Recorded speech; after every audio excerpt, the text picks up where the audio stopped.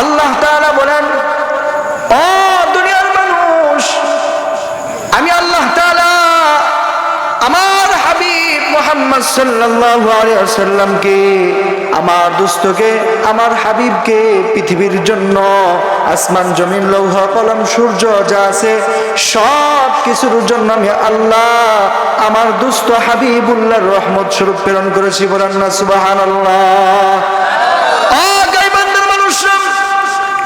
এই পৃথিবীর জমিনে যেরকম মুসলমানরা বসবাস করে, এই পৃথিবীর জমিনে কাফের বেঈমান ইহুদি খ্রিস্টানরাও বসবাস করে। কথা বলেন ঠিক কিনা? আল্লাহ তাআলার বন্ধু, আল্লাহ তাআলার হাবিব মুহাম্মদ সাল্লাল্লাহু আলাইহি ওয়াসাল্লাম তার ওসিলায় আমাদেরকে ঈমান নামে মহাদৌলত আল্লাহ তাআলা দান করেছে। আমরা এই যে চন্দ্রের আলো গ্রহণ করি, সূর্যের আলো গ্রহণ করি, এই যে সমুদ্র থেকে আমরা মাছ খাই, আলো বাতাস অক্সিজেন যা কিছু গ্রহণ করতেছি সব কিছু আল্লাহ তাআলা তার হাবিব মুহাম্মদ সাল্লাল্লাহু আলাইহি ওয়াসাল্লাম তার ওসিলায় আমাদেরকে দিতেছেন। বলেন না সুবহানাল্লাহ।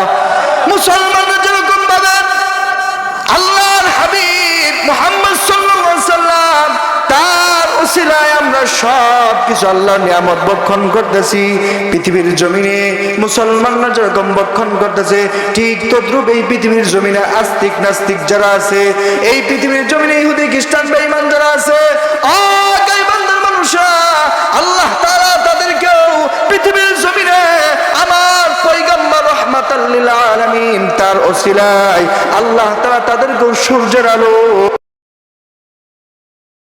ইব্রাহিম ইন্নাকা হামিদুম মাজিদ। আল্লাহুম্মা বারিক আলা মুহাম্মাদিন ওয়া আলা আলি মুহাম্মাদ কামা বারাকতা আলা ইব্রাহিম ওয়া আলা আলি ইব্রাহিম ইন্নাকা হামিদুম মাজিদ। আলহামদুলিল্লাহ, আজকে 27 আগস্ট চর খাটিয়ামারি আব্দুল সালাম শাহ এর বাড়ি ফজলুর রহমান ফুলছড়ি গাইবান্ধা বিশাল ওয়াজ ও দোয়ার মাহফিল। আজকে ওয়াজ ও দোয়ার মাহফিলে যিনি প্রধান বক্তা হিসেবে আপনাদের সামনে আলোচনা করবেন, সারা বাংলাদেশে আলোড়ন সৃষ্টিকারী বক্তা হযরতুল আল্লামা হাফেজ মাওলানা মুফতি সাইফুল্লাহ শামসী, তিনি সার গর্ব আলোচনা করে আপনাদের কলিজা ঠান্ডা করে দিবে। বলেন আল্লাহুম্মা আমিন। এতক্ষণ পর্যন্ত আমার প্রিয় ভাই মাওলানা সানোয়ার হোসেন বাঙালি করেছেন, তার পূর্বে আপনাদের এলাকার সন্তান বিভিন্ন এই যারা বক্তা আছে তারা আলোচনা করেছেন, মুফতি আলাউদ্দিন নোমানী আলোচনা করেছেন, আর অনেকে আলোচনা করেছেন। সকলের আলোচনা অনেক সুন্দর, মোটামুটি সকল বিষয় আলোচনা হয়ে গেছে। যেহেতু আপনারা দাওয়াত করেছেন, কমিটির কর্তৃপক্ষের অনুরোধে কিছু কথা বলবো, শুনতে রাজি আছি ইনশাল্লাহ? কোনো ভূমিকা নাই, কোনো আলোচনা নাই, ডাইরেক্ট আলোচনা ঢুকবো। রাজি আছি ইনশাল্লাহ?